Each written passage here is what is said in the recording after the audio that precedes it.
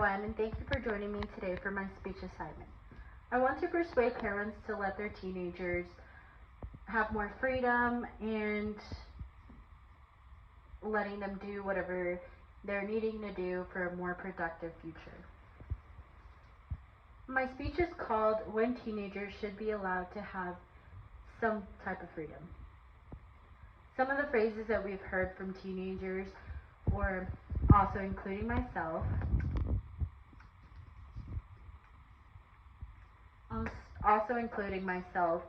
is "it's my life, let me live," "get out of my room," "you don't understand me," is just some of the phrases that I've said to my parents. A few types of parenting that we see today is being strict, being sheltered, and having no authority. Being strict is more so an option parents choose more. For an example, curfews, being more intent of your child's life, trying to understand where they're coming from, but also implementing your rules. Another example of strict parenting is trying to pressure your children to do better in school, to be more productive in school.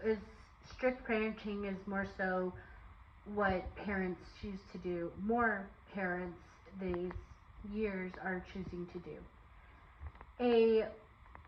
A sheltered parenting is what I've been through.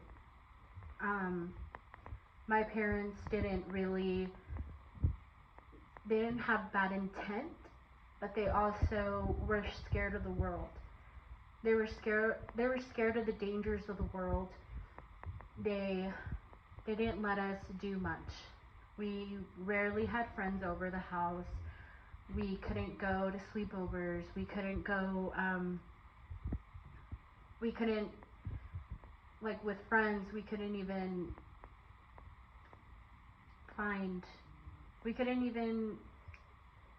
be friends with certain people, because if our parents would see that person and they would do something a little wrong, we're done with them.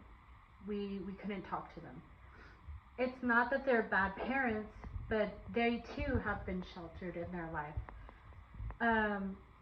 They were more scared of the world. My personal connection of being sheltered was, of course, not having a cell phone until the age of 20.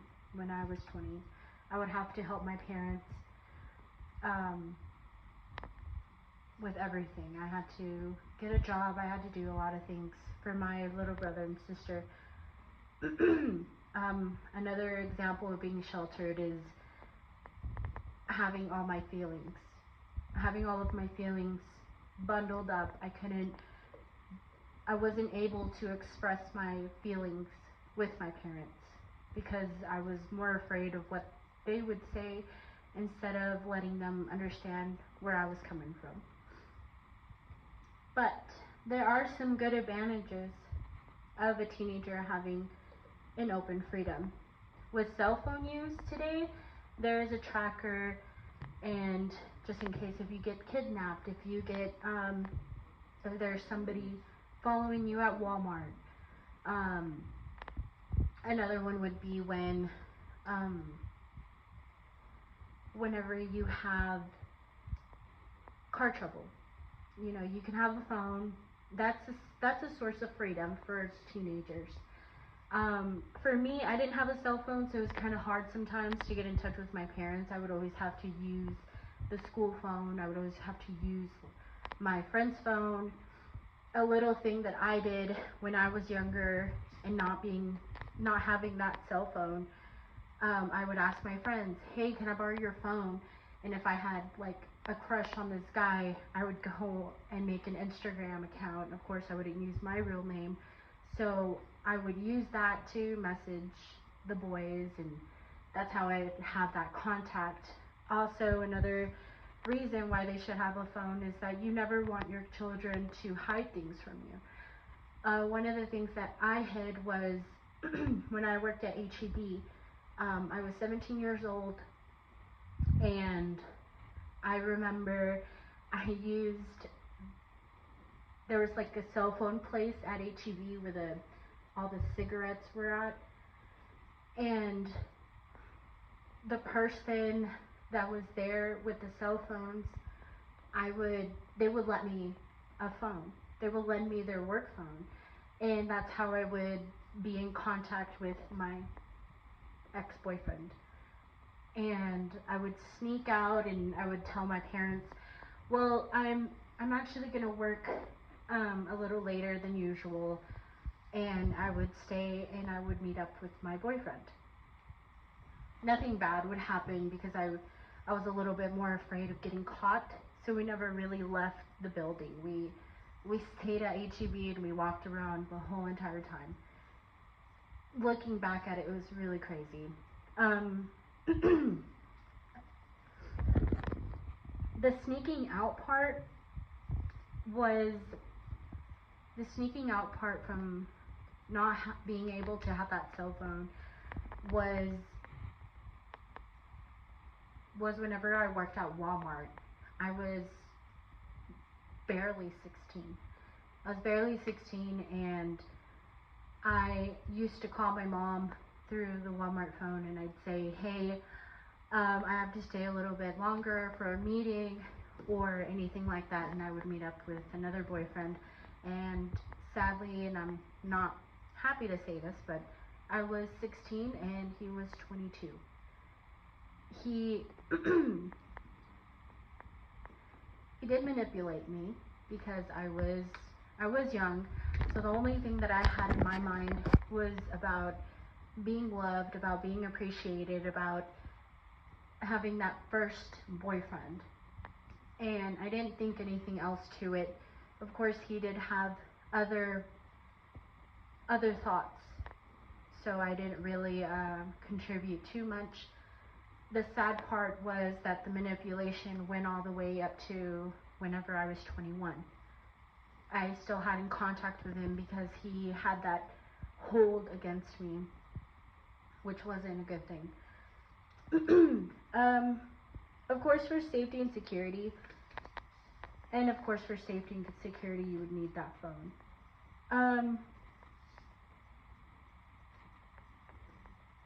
Few more advantages is having better social skills and gaining confidence. For social skills, they'll know from what's good and bad.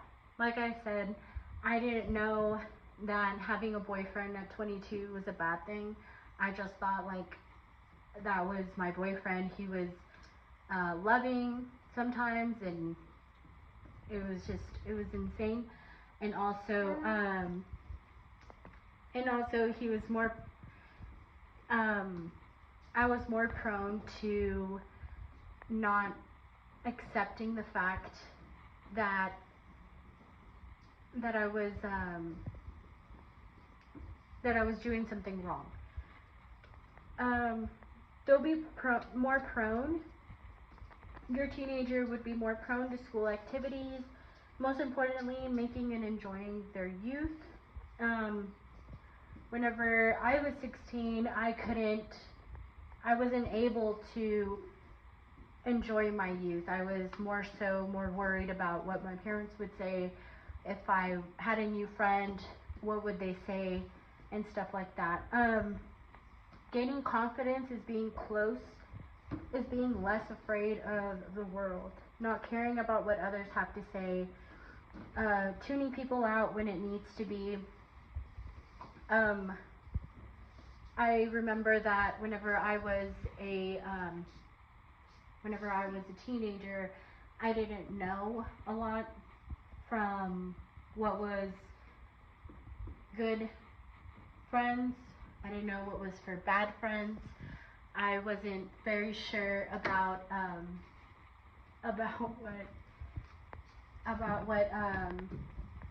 what friends were okay.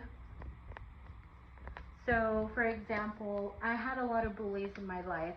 I had quite a few people that were my friends, and some of the friends weren't such a good um, people to be around with. They, I remember that one of my close friends had gotten pregnant, and um, she was following, she didn't like me not being that type of person. And I'm not saying teen pregnancy is not, of course it could be avoided, but obviously in some cases it can't. So, but I was a supportive friend. I was trying to be that friend for that person, but it was never the case. It was more so the person that impregnated her. He was messaging me on social media, and I never actually got in contact with him. Of course, I got in trouble for being on social media, but which my friend told my parents about. And then I was threatened by a lot of people because that man had told them that I was the one that was texting them, which of course I didn't know what else to do. I was more so afraid of what my parents would say to me. Studies from Kids Health medical experts shows that having confidence in your teen years won't hold you back from your full potential.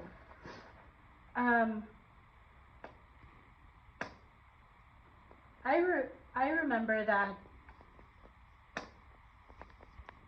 I didn't have the confidence in my teen years at all. I was really sheltered. I was really scared, but I was trying to do a little different in my life. I was trying to do a class president campaign that they were holding at the junior high, and I did almost 5 posters. I drew them all by myself. I colored them. My mom, she was trying to get me to do more school activities, but of course, my dad was a little bit more. He was a lot more sheltered. He's been through a lot in his life. I don't blame him at all. But he actually took away my posters and he told me not to do it. So of course that kind of brought me down. He said that you can't do that because what if you fail? What he was more scared about me breaking my heart and not being able to help me go and get past that. Another example about having confidence is when my daughter, whenever she was a little younger, she had made her first little mess. She had dropped her cereal bowl and had milk, and we had this really new carpet. And a part of my parenting skills is that I tried to help her be more independent, which she is, thank goodness. But she grabbed her cereal bowl and it made a mess on the new carpet. And I told her I was thinking about what I went through. My mom would get mad at me, and it wasn't her fault. She's just using the same parenting skills that she's been through in her younger life. I would get yelled at and said, why did you make that mess? You need to be more careful, or anything like that. But when my daughter made that mess, I thought about that and I said, no, I'm not gonna do that. So instead, I said, uh-oh, SpaghettiOs, and she would smile and she would say, I'm sorry, Mommy, it was a accident. And then we would go past it, we'd laugh about it, and then I would show her how to clean it, and now she knows how to clean her messes.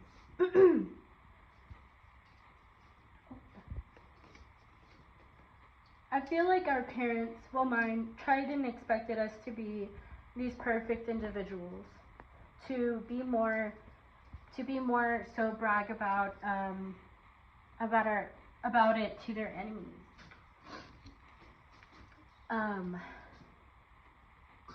they did that because a lot of people always downgraded them, made them feel like they were crappy people.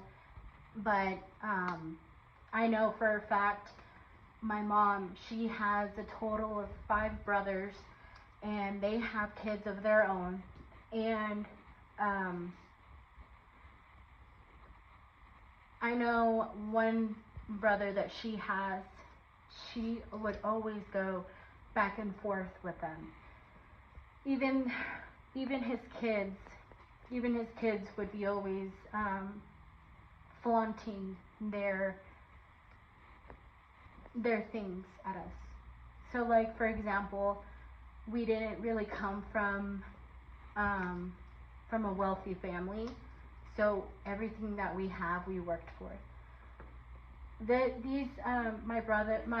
My mom's brother, he had his kids, and he never showed them how to be humble in life.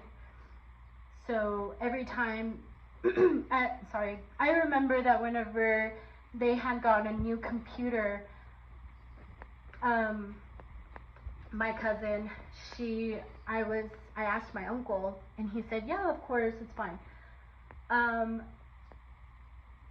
She pushed me, and I was maybe like 13, 12. She pushed me and she told me, it's my computer, it's not yours, don't touch it.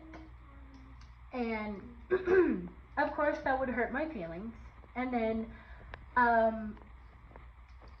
she would show me all of her things, but she would show me, she wasn't trying to play with me. She was more so trying to show off her things and be a cruel person. When I would tell my uncle about it, he would just say an opinion, and he wouldn't correct that behavior. So we have to be more humble in life, and we have to let our teenagers make those mistakes so that they can learn from what's right and wrong.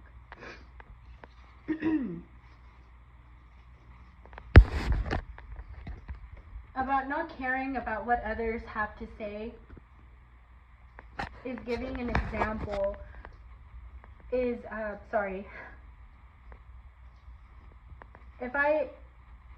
I had that slight of freedom and I was able to talk to my parents, I'd know when to stand up and open my mind.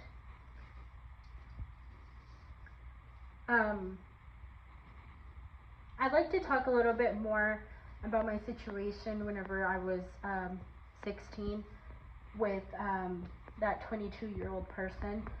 It affected my life pretty drastically. I always thought that I had to be with him, that was my person, and then I had to be with him. He would get drunk one day, and he called me, and I told him, obviously, and I forgot to say this, he did buy me a phone. He bought me a phone, and I had it hidden from my parents. And I had it hidden because I didn't want to tell them that I met this person. I didn't want to tell them that this person was with me, that he was following me around in my work. When I was a cashier at 16 at Walmart, and every single time you would see me, you'd see him behind me. If another guy my age would say hi to me from school, he would get so angry and upset, and he would push me around and all that stuff, and I didn't think anything of it. So, because I didn't have that explanation from what is wrong and from what is right. Again, not my parents' fault. But me not having that freedom, me not having that open communication with my parents, I had to keep everything inside of me. I had to keep all my feelings. I had to keep all my thoughts and everything, and not know how to express it, not know how to open my mind.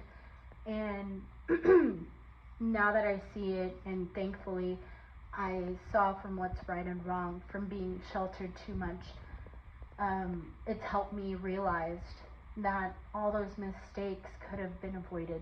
They could have been avoided if I had the opportunity to tell my parents how I feel. And of course, being a sheltered person, I find myself still with a few things going through my mind whenever I feel like I'm going through something. I cry about it. I cry about every single thing, and I tell my husband.